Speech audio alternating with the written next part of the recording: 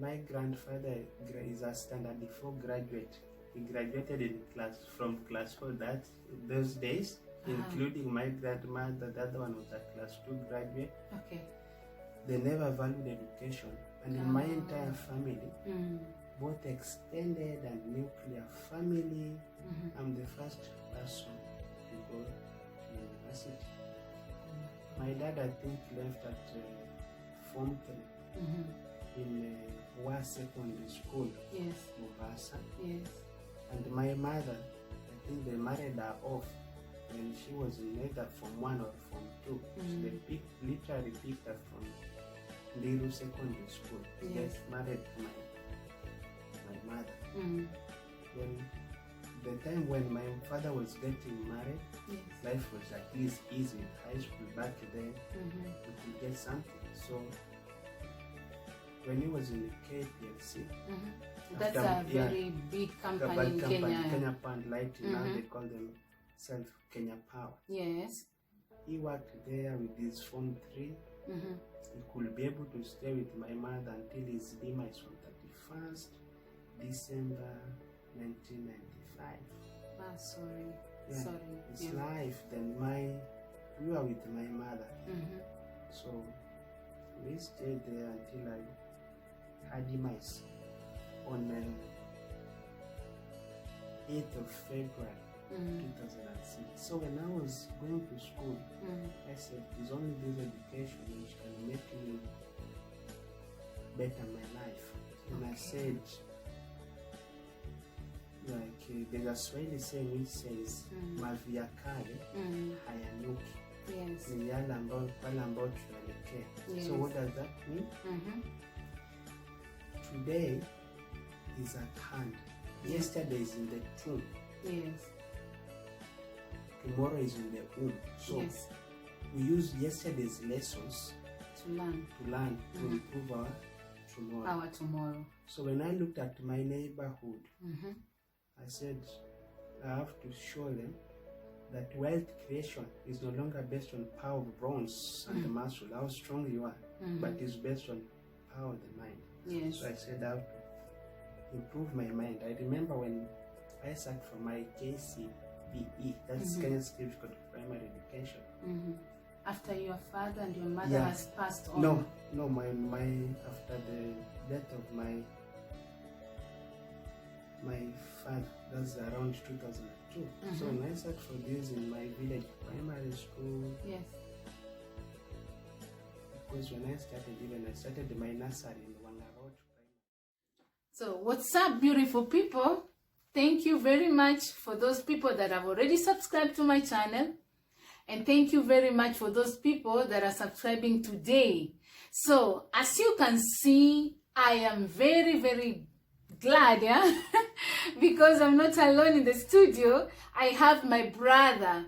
I actually call him my brother because he's been so more than a friend to me. That's why I call him a brother. And today I know that there is something very, very good he wants to share with us. So my viewers, stay tuned because I have a guest and I really want him to introduce himself.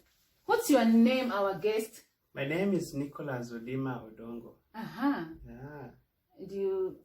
did you find yourself in Germany? Did you just wake up and you're in Germany, or did you come with a flight, or did you come with a boat? How did you find yourself here? Okay, normally in certain cases people come with boats, others come, but coincidentally, thank God I came by flight. It's because of academic journey. Okay. So having performed well in Kenya. Yes. I had my scholarship and went to Turkey. Okay, Turkey. In Turkey I spent like 3 to 3.5 years. Then in the process of education I came to Germany and and here I am. So you got a scholarship first to Kenya, to Turkey. I got a scholarship to Turkey. Okay. Even in my bachelor degree I did it on a scholarship. Then I did well. I got a scholarship to Turkey. Through Turkey, I also performed. I got like 3 scholarships. Yes. And the scholarship which brought me to Germany was what we call Erasmus exchange program. an exchange program fully funded by the European Union. Yeah. Okay. So that's where I started. So I took a flight. I did not come by water like another immigrant. Yeah. So you are lucky. I must say that maybe you should be among those very, very intelligent students, because to get a scholarship, it comes by luck. That's what I know. But I don't know how did it happen. Like, did you know somebody somewhere, or did you go to an office, or did you apply it online? How did you find this? Normally, we do say that where there's a will, there's a way. Yes. So, even my bachelor degree scholarship, I saw it advertised, I applied, interviewed, accepted. Yes. My master's degree scholarship, MSc Finance, I applied, interviewed by the Turkish government. I remember in the interview panel, we had Professor Dr. Ismail Kuchuk. Wow. The team traveled all the way from Istanbul and came and interviewed us at, I think, Intercontinental Hotel, Nairobi. Yes. That was 4th of April, yes, 2015. On the 10th of September, same year, I was on a flight to Istanbul. When I reached Istanbul, starting from language barrier, I thought every white person or white-skinned person can speak English. There I had my own challenges. Yes. Like, I had to take 8 months in a Turkish course, and I studied Turkish from A1 yes. to C1. That's the professional level. You studied Turkish from A1 to C1? Yes. Then, with my limited 8 months Turkish, I did my MSc Finance at Istanbul University. Yes. And graduated. Then within that time, I also had another MBA scholarship in Istanbul Commerce University. Yes. I performed well. I got an exchange program, Erasmus, and within same Turkey, I also got a scholarship at Ibn Khaldun University to do Master of Science in Financial Economics. Coincidentally, the financier of my MSc Finance within the Turkish government scholarship was Ibn Khaldun Foundation. And the same foundation started a university. So I had 3 options. Either I had to choose between going to Germany, not Germany, like going to Europe. Yes, in general, Europe was in my hands. So I chose, like, I'm going to Germany by faith, because people told me, Romania, okay. Italy, no. So Germany came. So I came to Germany. I came to Germany with my suitcase, a laptop. Yes, and armed with a ticket. Only that's the thing. Only, that you and I was picked. I remember landing in Düsseldorf Airport, and this Düsseldorf Airport, it was on 12th of September. Yes. 2018. So I didn't know Düsseldorf Airport in German is called Düsseldorf Flughafen. So with my map to the university. Yes. With my train ticket, so I had to be given a direction. I took a wrong train. Instead of taking my train to Bochum, I took a train to Düsseldorf Hauptbahnhof, Düsseldorf Central Station. Then I realized, like, I took a wrong turn. Then I asked the young ones, they can understand English a bit. Yes. So I went up to Bochum Hauptbahnhof, where I was picked. Yes. On that particular day. Yes. Shown my hostel at Markstrasse 137 Bochum. Yes. I dropped what I had, went to university, that's Hochschule Bochum. There I stayed for like 2 semesters. On my second semester, the university where I was doing my MBA, they brought issues. So I told them, yes, I'm in Europe, I'm in Germany, you can keep that MBA. It is a sheet of paper. Yes. You have the knowledge in my head. Yes. You can't remove it. Yes. because they were bringing politics that within the Commission for Higher Education of Turkey, yes, you are not allowed to take 2 masters with thesis at the same time. Okay. And our agreement was very simple. I finished my MSc Finance with thesis at Istanbul University. Yes. Then I come here, they change me to thesis, my MBA to thesis. However, when the D-Day came, they told me, oh, you are finished with 3 semesters, what? They negated. They did renege on the promise of the contract. Oh, no. Then I told them, all is not lost. I had the same brain, nothing you can subtract or add from me. Yes. Keep the sheet of paper. The reason why, when I was writing my thesis at Istanbul University, I wrote about effects of non-performing loans on profitability of commercial banks. I wrote it in English. Then the Turkish translator delayed to translate into Turkish because I wrote it. I was very fast. When I finished, the first translator, he did not do what he was my supervisor. Then now currently Professor Dr.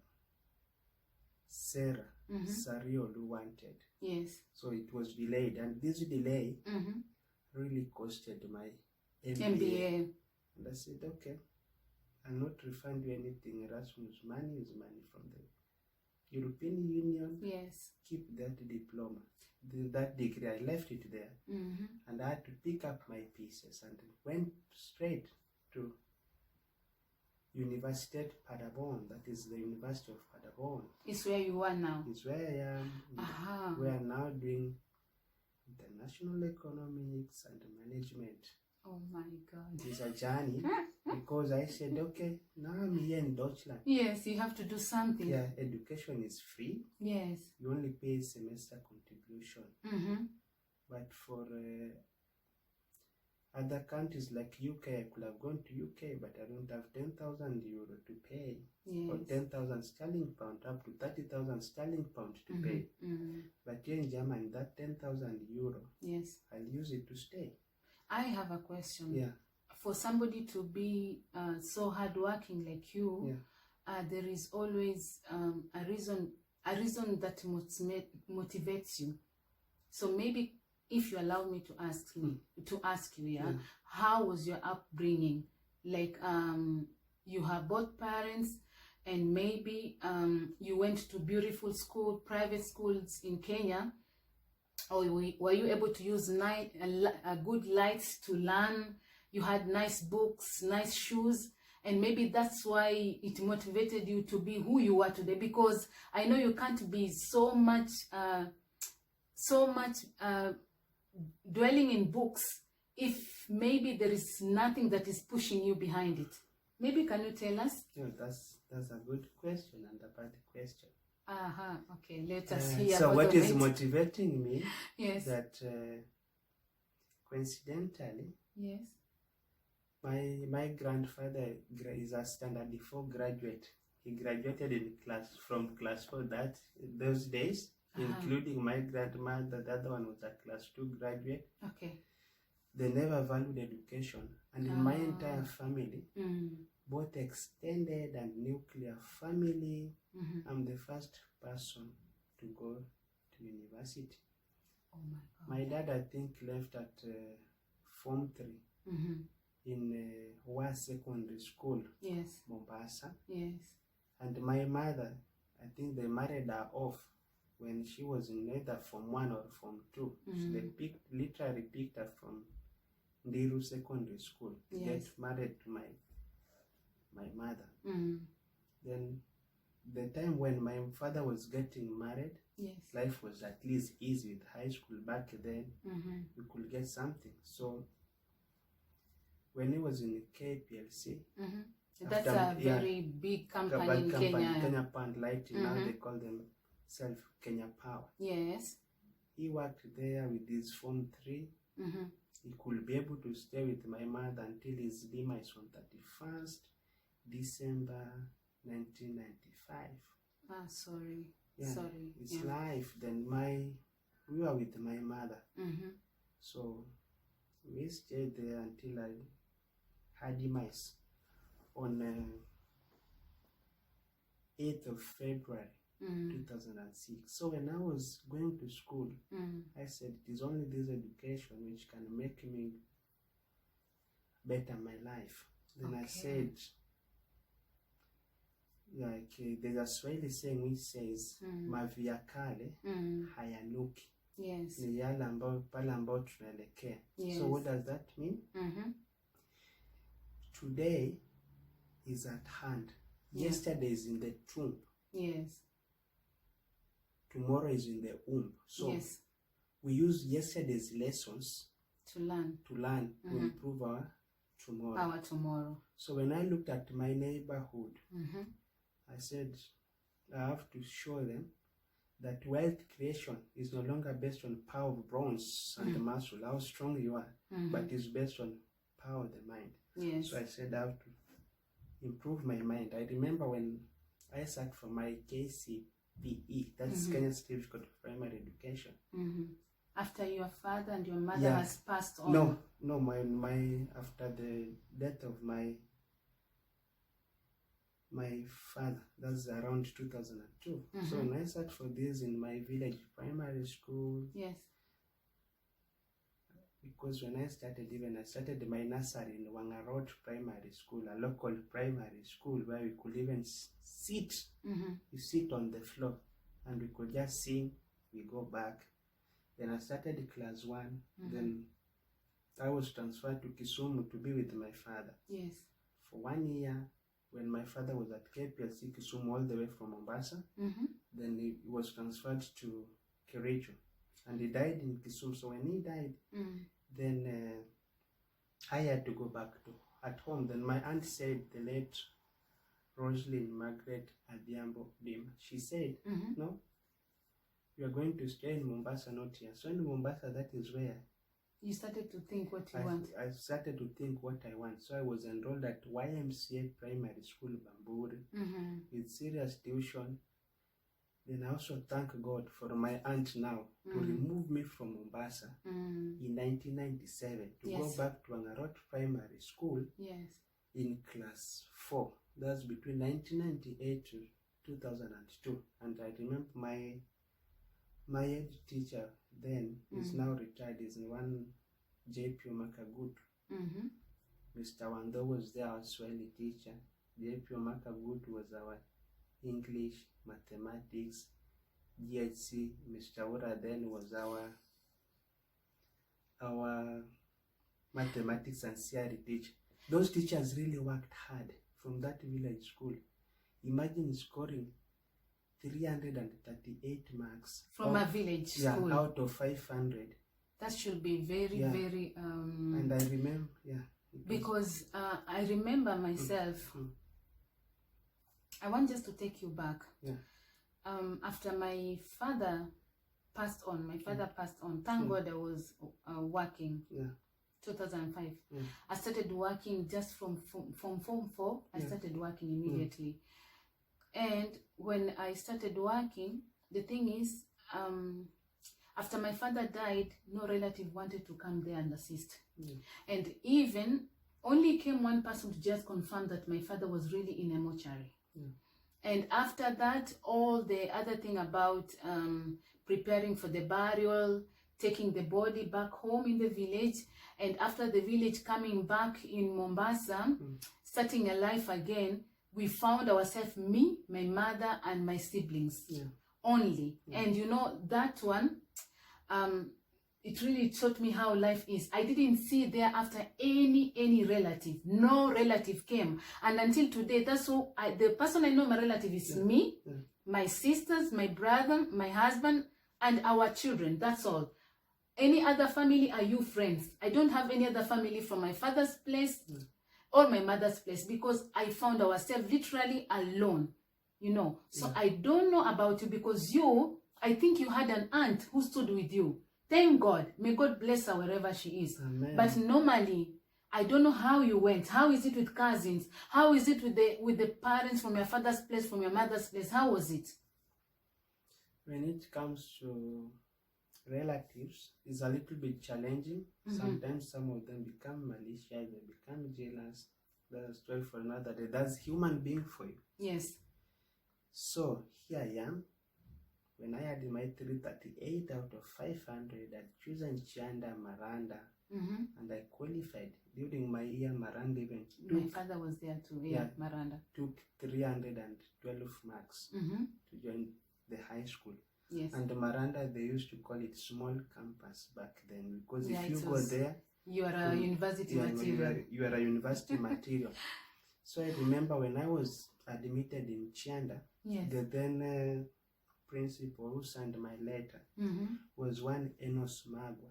Yes. And Enos Magwa, who was heading Chanda, was a deputy principal at Maranda before going to Chanda. Then you had a plus. Yeah, then he was when before I joined, he was recalled back. I went back to he went to Maranda. Yes. So I was a stupid young man thinking that my widowed mother could not afford to pay 31,000 Kenya shillings per year for my stay at Chanda High School. I was so much stupid.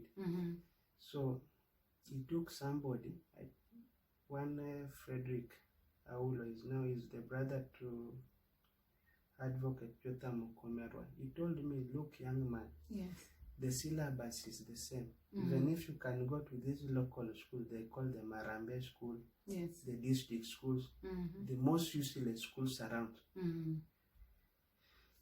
So that is how I found myself in Demo Secondary School, Demo Mixed Secondary School in Kombewa, Kombewa, where my mama came from. So that's why I'm always proud to be associated with people of Seme. And I prefer to be called Wodinya Kombewa, the son of the woman from Kombewa, or Wodinya Kombewa.